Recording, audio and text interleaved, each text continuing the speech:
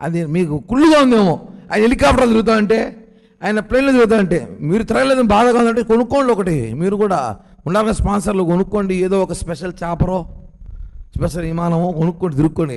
మా మీద ఎందుకు పడతారయ్యా? మేము ప్రజల కోసం తిరుగుతుంటే. ముందు మీ కథ చూడండి, నీ కథ బయటపడిందంటే విషయం మొత్తం నేషనల్ మీడియా వాయించేస్తూ ఉంది. నేషనల్ మీడియా మొత్తం గల్లీ నుంచి ఢిల్లీ దాకా నెయ్యిలో 250 కోట్లు స్కామ్ జరిగిందని చెప్పారు. 250 కోట్లు స్కామ్ జరిగింది, 98 లక్షలు ఎన్నో లక్షలు నెయ్యి కొనుగోలు చేశారన్నారు. ఇప్పుడు చెప్పండి, ఎక్కడికో చోట్లేస్తారో, ఏ కోనేటికి వెళ్తారో చూద్దాం. ఏ కోనేటికి వెళ్తారో ఇప్పుడు మీరే కదంటారు సిబిఐ అని. అదే సిఐడి సిబిఐలో ఉన్నాం డైరెక్టర్లు తేల్చేశారు. ఇంకా మీకు అఫీషియల్గా కావాలంటే మీరు తెలుగు ఛానల్ చూడడం అనేసి కొన్ని ఇంగ్లీష్ ఛానల్ చూస్తే అర్థమవుతుంది ఏం జరుగుతుందో. మీరు మాట్లాడేటప్పుడు అవకాశం దొరికింది కదా అని మాట్లాడడం కాదు, అక్కడ మీకు అవకాశం ఎక్కడ లేవు, ఇవ్వడం అంత ఛాన్స్ మేము ఇవ్వము.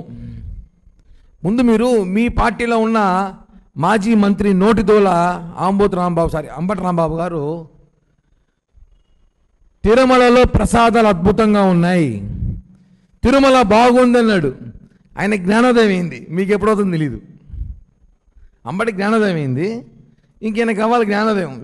ఒకసారి వెళ్ళి తినేసి రండి, అన్నదాన క్యాంటీన్కి వెళ్ళి మంచి భోజనం తిని, మా హయాంలో దర్శనం ఎలా జరుగుతాం ఒకసారి దేవుని దర్శనం చేసుకొని ఒక రాత్రి తిరుమలలో బస చేసి వస్తే, తిరుమల తిరుపతి దేవస్థానం కూటమి హయాంలో, బిఆర్ నాయుడు గారి హయాంలో, మా పాలక మండలిలో ఎలా జరుగుతుందో చూడండి ఒకసారి వెళ్ళి. సాక్షాత్తు నోటిదూల, మీ నోటిదూల అతనే చెప్పాడు, అద్భుతంగా ఉంది ప్రసాదం, అసలు అమోహం, ఆహా ఓహో అన్నాడు. నెక్స్ట్ మీకే అవ్వాల్సింది నెక్స్ట్ జ్ఞానోదయం. పవన్ కళ్యాణ్ గారు లాంటి వ్యక్తి తీసేసి తహసీల్దార్ కాదాయన, డిప్యూటీ సీఎం, 5 శాఖల మంత్రి, చరిష్మాన నాయకుడు, ఈ రాష్ట్రానికి కాబోయే ముఖ్యమంత్రి భవిష్యత్తులో.